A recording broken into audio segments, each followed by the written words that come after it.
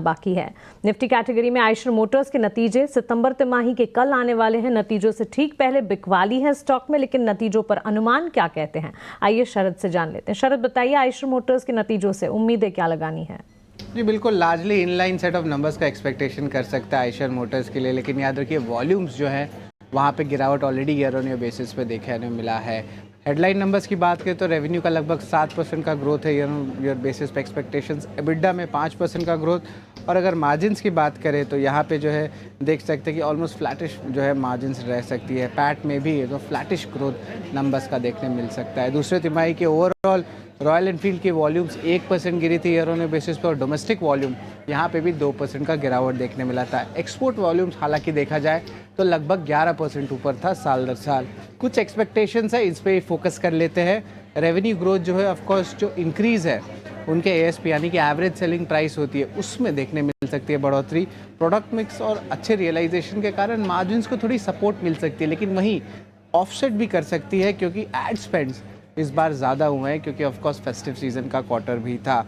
Royal Enfield की margin stable रह सकती है सिक्वेंशली, और जो वीसीवी सेगमेंट है, जो कमर्शियल व्हीकल सेगमेंट होता है, वहाँ पे लगभग 28% का मार्जिन रह सकता है, लेकिन ये भी एक्सपेक्टेड है कि फ्लैटिश रहेगा। तो ओवरऑल ज़्यादा कुछ बड़ा एक्सपेक्टेशंस नहीं है, आपका flattish inline set of numbers का एक्सपेक्टेशंस है, और अगर कुछ सरप्राइज़ आती है तो स्टॉक में रिएक्शन भी आ सकता है, क्योंकि हमने देखा ऑटो स्टॉक्स में बड़ा करेक्शन भी आया है। तो इम्पॉर्टेंट रहेगा कंपनी की कमेंट्री कैसे रहेगी, और ओवरऑल अर्बन डिमांड में कोई स्ट्रेस आया है कि नहीं, उस पर भी बाजार की नज़र रहेगी।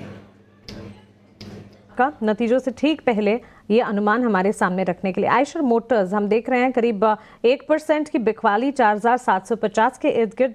नतीजों से ठीक पहले फ्लैटिश इनलाइन सेट की expectations. Rajesh ji, Eicher Motors, automobile और ऑटो एंसिलरी पर आपका एक टेक। मानसी जी देखिए, इस करेक्शन के दौर में ऑटोमोबाइल स्टॉक्स में भी एक करेक्शन यहाँ पे आते हुए दिखा। हालांकि इस सेक्टर ने काफी अच्छे रिटर्न पिछले कई महीनों में इन्वेस्टर्स को दिए हैं, लेकिन आयशर मोटर में अगर हम देखें ओवरऑल स्ट्रक्चर तो पिछले दो महीनों से स्टॉक एक करेक्शन के दौर यहाँ पे दिखा रहा है। हालांकि कंट्रोल्ड फॉल देखने को मिला है, अभी भी स्ट्रक्चर यहाँ पे अगर हम देखें तो इंटैक्ट है।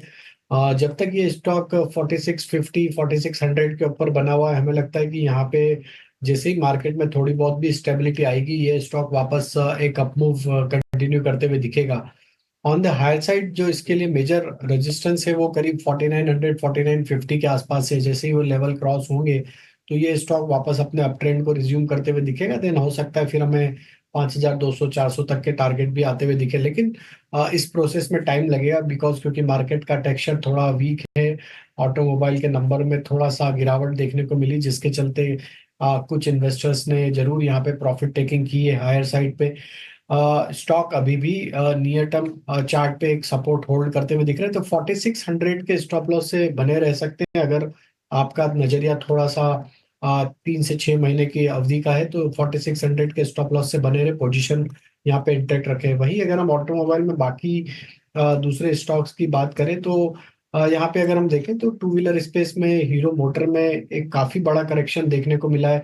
यहाँ पे ट्रेंड ऑलरेडी वीक हो चुका है, तो हमें लगता है कि अगर बाकी टू व्हीलर स्पेस में कंपेयर करें तो हीरो मोटर अभी यहाँ पे हमें लगता है कि वीक टेरिटरी में फर्दर और डाउनसाइड यहाँ पे एक्सटेंड होते हुए दिख सकती है। वहीं हम देखें तो बजाज ऑटो भी एक प्रॉफिट बुकिंग यहाँ पे आते हुए दिख रही है, और स्टॉक अपने एक क्रिटिकल सपोर्ट एरिया के आसपास ही ट्रेड करते हुए दिख रहा है। तो बजाज ऑटो में हमें लगता है 9500 इसके लिए क्रिटिकल सपोर्ट है। अगर ये टूट जाता है तो यहाँ पे फर्दर सप्लाई 9000 की तरफ भी आते हुए दिख सकता है। तो ओवरऑल स्ट्रक्चर थोड़े बियरिश साइड में टर्न होते हुए दिख रहे हैं ऑटोमोबाइल स्पेस में, बट आयशर मोटर में हमें लगता है कि अभी भी यहाँ पे पोजीशन होल्ड की जा सकती है 4600 के स्टॉप लॉस। बजाज ऑटो में डाउन साइड नजर आती है, लेकिन आयशर मोटर्स में अगर एग्जिस्टिंग पोजीशन है उससे बिल्कुल बरकरार रखें। यहाँ से टेम्पररी डाउन साइड है, लंबी अवधि के लिए स्टॉक में मोमेंटम कायम रहेगा। कुणाल